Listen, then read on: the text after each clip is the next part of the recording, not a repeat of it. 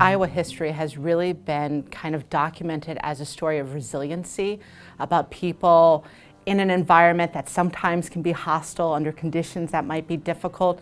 And so I think overwhelmingly, Iowa history is a story of people and people trying to do the best in the environments that they have.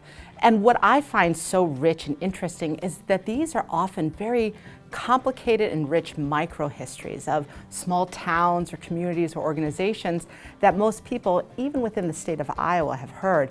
And so it's really a story of the little things having a big impact. The uniqueness is, and it's not necessarily unique, but let me say here's a strength, and that is its commonality, and that is it draws across the human experience in a way that if you study the history of Iowa, you study some of the best elements of what makes America as great as it is as a nation in terms, again, of its generosity, its productivity, its ability to adapt, flexibility, and all of those qualities that you see when you study Iowa history gives you the dimension of satisfaction about what you might want to know about Oregon or California. Now, granted, they all have different unique qualities, but Iowa is, again, the middle land, the fundamental land, the fundamental experience.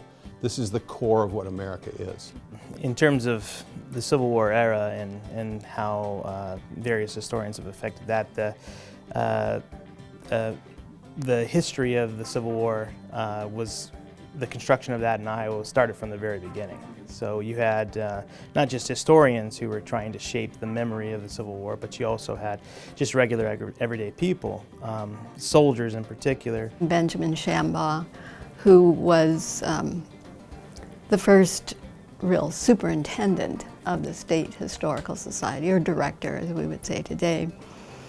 And he took an uncommonly keen interest in publications. His successor, when he became director, William Peterson, really took the Historical Society in a much different direction and wanted to popularize history. Both of them were tremendously influential, and that's reflected in the literature that's come out of the State Historical Society. In terms of people, there is one overwhelming important Iowa historian who used to be here at ISU named Dorothy Schweter.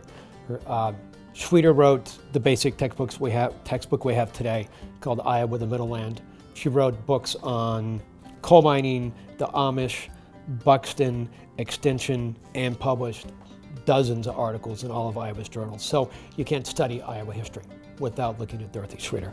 One of the things I suppose, if you ever had to look for an element that is common to throughout Iowa history, it's the relationship between people and the land. I think that place matters, and I think Iowa history takes that seriously. So I think contributing that, like who we are, is often defined by where we're from. You need to know where you come from. And for Iowans, it's really important to know where they came from, to know many different stories about the place where they came from. Now, they may know their family story. What do they know about their next door neighbors? What do they know about the people halfway across the state? And I think it's important that we remember that even though we're one state, we're a lot of different voices.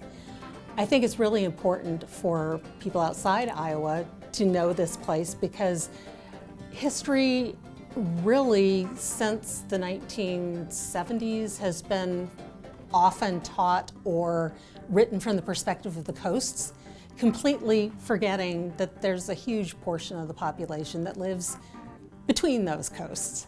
And I think we all need to know, wherever we are, that we're many people with many different voices, and we can't afford to lose the voices in the middle.